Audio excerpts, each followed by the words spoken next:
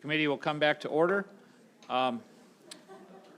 Shorenack, since you are still right here in the very front, and one of my colleagues, I neglected to see she had a question, would you please come back up?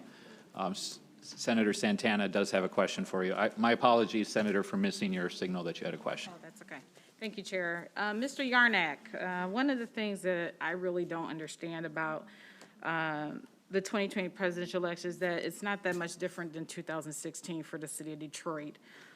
When you look at, everyone in America knows that Detroit has been voting democratically since the 1930s. And, you know, in the 2016 election with Clinton and Kane, the ticket had a solid, we had 234,800 votes. In the Trump and Pence election, they received 7,600 of those votes out of Detroit.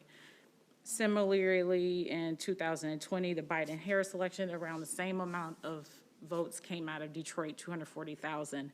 And Trump and Pence received 13,000 of those votes from almost about 5,000 more than he received in 2015. So with the numbers being so close in the city of Detroit around the voters, how can you validate a fraud situation when not only this election, but also the 2016 presidential election shows similar numbers coming out of the city of Detroit? Was there a question there? Okay.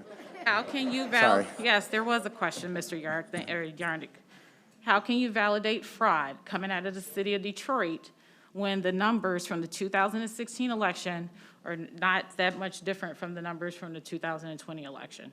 You had 234,000 votes, 800 votes coming out of Detroit in 2016, with Trump receiving 7,600 of those votes, and 5,000 more in 2020 for Trump in this 2020 election. So where's the fraud? Yeah, super. I can't speak to the numbers of 2016 or now or total votes, but your question is, how can we verify fraud and validate fraud?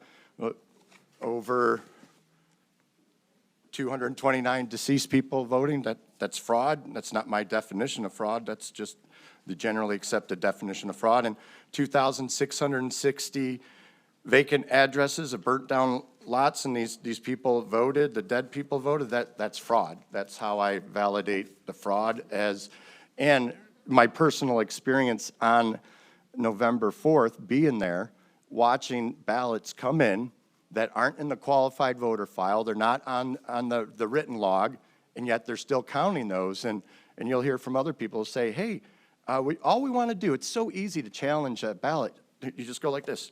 You type in the computer that one of the poll watchers challenged it. It takes 3 seconds. It doesn't slow the process down, and they pretty much refuse to do that. I struggled to get to, and I said to our attorney, Tim Griffin, I said, Tim, they won't let us challenge anything. He goes, Chris, you got to get at least something in the poll book that you challenged it. And I said, I'll push it until I get arrested. Well, lo and behold, I didn't get arrested. They didn't put cuffs on me, but I was pulled out of there for about 20 minutes by 3 police officers. It was rough. It was a really hostile environment, and I know you guys aren't judges or legislators, so I just want to be transparent in answering your question. What we all witnessed there on Election Day and the day after matches the research of the 30,000 records we just went through very clearly. And did you also attend the training on how things were going to operate at the TFC Center? Yep. I didn't bring my training with me, but yeah, I had hours of training, almost like a day and a half, because I helped train other people too. Thank you, Senator Santana. Thank you, sir, for coming back.